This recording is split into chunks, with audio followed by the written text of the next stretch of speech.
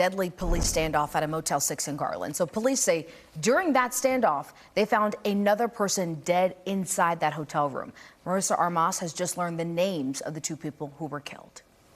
Police have just identified the two men who were killed here on Wednesday. Police say that the man that they shot and killed was 52-year-old Sean Burt, and the man found dead inside that room has been identified as 69-year-old Donald Bailey Sr.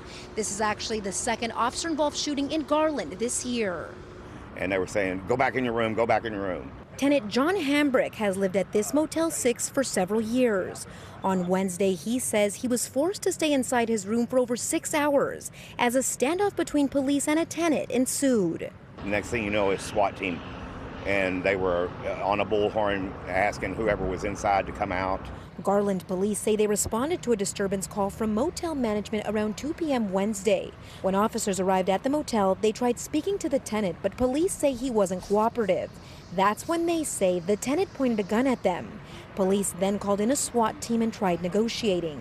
The tenant didn't respond, so officers threw tear gas into the room to try to lure him out. The first explosion that was mild compared to the second one was bang, and it rattled the walls. The alarms went off in the room.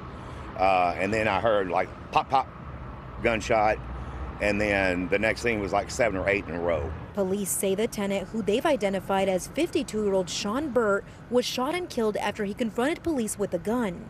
When police entered the room, they found another person's body inside who had appeared to have been dead for hours.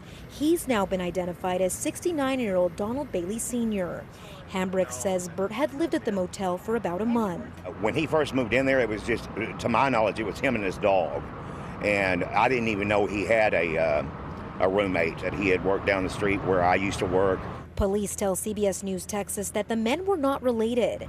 Hambrick says crime in this area has improved, but it's inevitable across the Metroplex. You know, there's crime everywhere. No matter where you go, it's the same. And police say a handgun was found inside that room. That second death is being investigated as a homicide. This, of course, is all still an ongoing investigation. In Garland, Marissa Armas, CBS News Texas.